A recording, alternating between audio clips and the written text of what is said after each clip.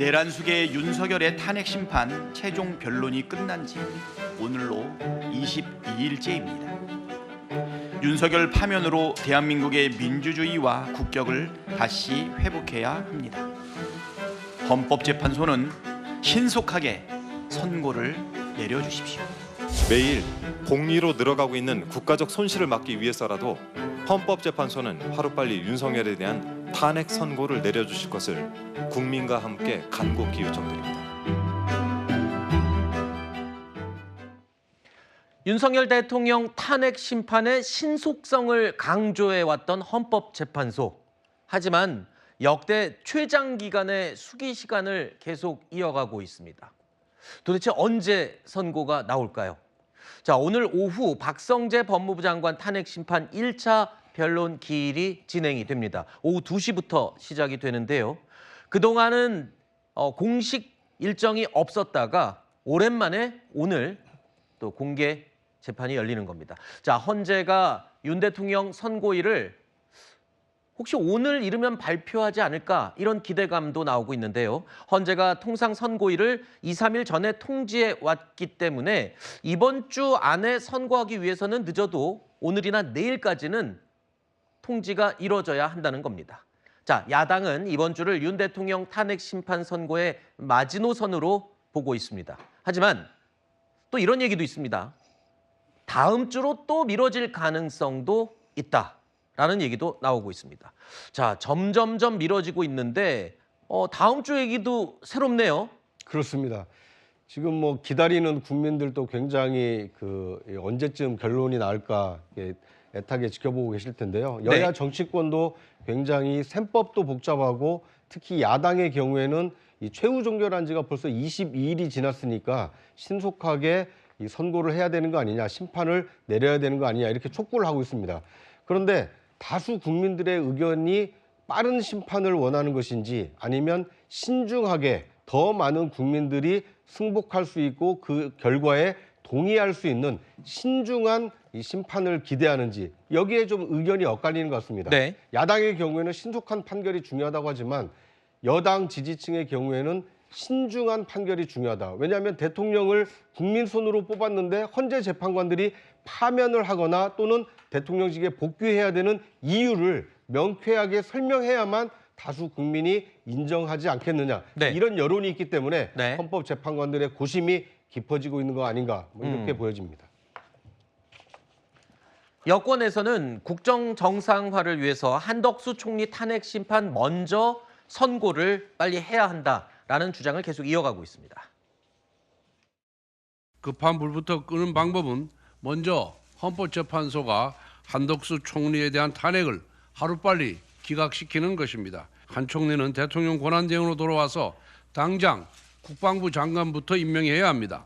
한덕수 문제는 긴급 먼저 판결을 해야 된다 이게야. 국가가 지금 위기에 처했을 때 여기 대응하려면 그래도 한덕수 총리라도 와서 있으면 그래도 미국하고 대응을 하는데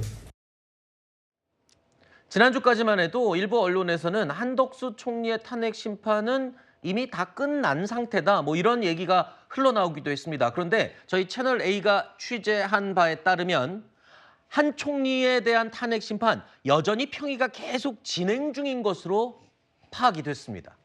자, 윤 대통령 탄핵 심판과 쟁점이 겹치는 인물이죠. 자, 그래서 병행 심리를 하고 있는 게 아니냐라는 분석도 나오고 있는데 자, 지금 아직도 심리가 진행 중이다, 평의가 진행 중이다. 어떤 의미입니까? 저는 사실 평의 진행 그 자체보다는 그 헌법재판소가 의도적으로 결론을 안 내고 있다라는 생각이 더 들거든요. 왜냐하면 그러니까 아마 병행을 하고 있다라 그러면 그 한덕수 총리 관련 쟁점 중에서 이 내란죄 관련된 쟁점도 있기 때문에 네. 내란죄는 배제를 했지만 뭐 국무위원의 어떤 그런 뭐 적법성의 요건이나 이런 것들을 다 같이 다룰 수가 있기 때문에 아마 윤 대통령 관련된 평의를 진행하면서 중간중간 같이 병행을 하고 있다 이런 의미로 보이거든요. 그런데 네. 한덕수 총리 관련된 쟁점은 한덕수 총리 기본적으로 비상경 계엄에 찬성한 적이 없다라고 하고 국무위에서도 명확하게 반대 입장을 밝혔다라고 하기 때문에 네. 윤 대통령 관련된 이런 선고와 전혀 무관하게 이 쟁점과는 그렇게 관련이 크지 않다라고 저는 보거든요.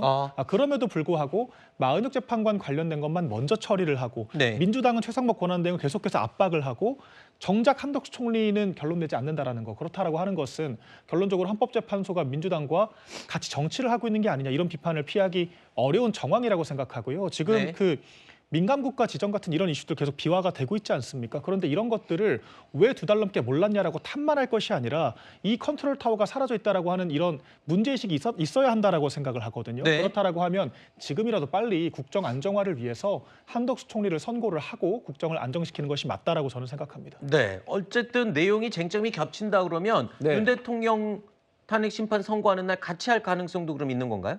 그럼요. 며칠 전에 동아일보에서 기사로 명쾌하게 설득력 있는 기사를 냈더라고요. 네. 그 내용을 살펴보면 뭐냐면 한덕수 국무총리에 대한 탄핵 소추 사유와 윤석열 대통령 탄핵 소추 사유가 겹치는 부분이 있다는 거예요. 그렇기 때문에 한덕수 국무총리에 대한 탄핵 소추 결과가 먼저 나오면 그것은 윤석열 대통령 탄핵 결정과 관련된 예고편이 될 수 있기 때문에 헌법재판관들이 그런 판단을 내리지 않을 거라는 것이 저는 설득력이 있다고 보고, 국민의힘에서는 아마도 한덕수 국무총리 탄핵 심판의 결과가 기각이 될 거라고 기대하는 것 같아요.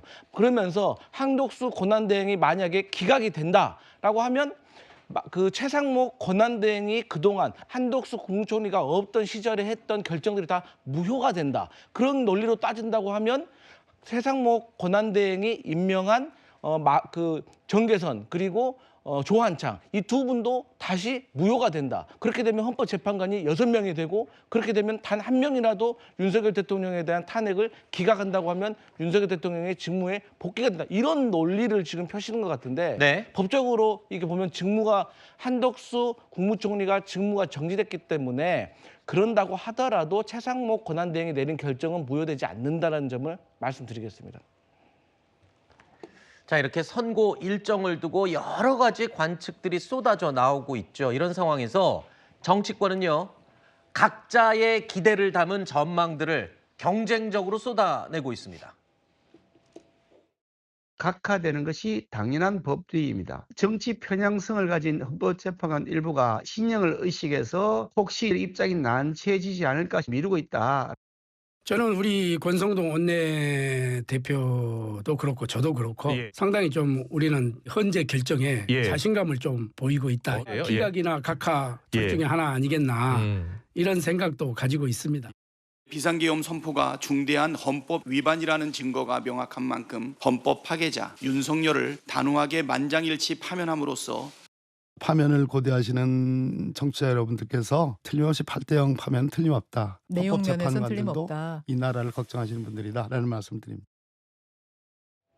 자, 들으신 것처럼 여야는 헌법재판소의 선고 지연을 놓고 정반대 해석을 내놓고 있습니다. 그러면서 각자의 기대감을 담아서 결과를 예측을 하고 있는데요.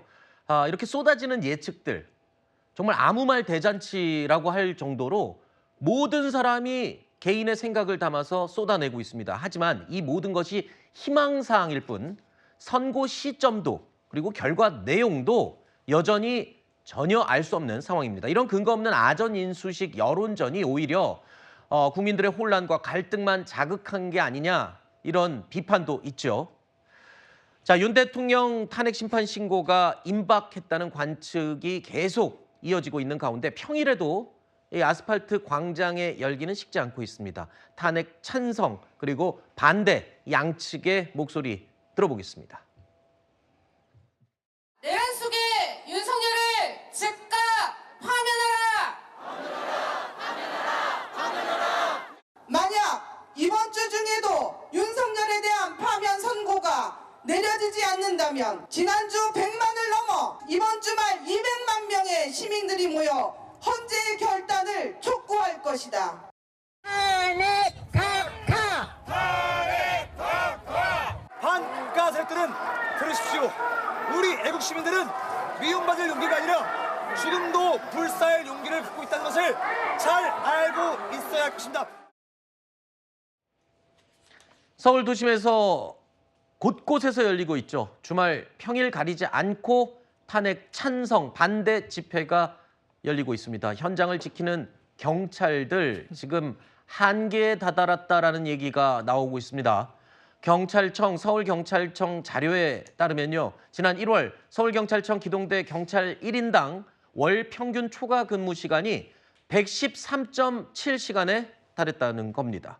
탄핵 찬반 집회가 연일 이어지면서 현장에 투입되는 경찰관들의 피로감도 계속 누적이 되고 있습니다. 문제는 헌재 선고 이후에도 광장의 열기와 갈등은 잦아들지 않을 것이란 전망이 나오고 있죠. 아무도 장담할 수가 없는 상황입니다.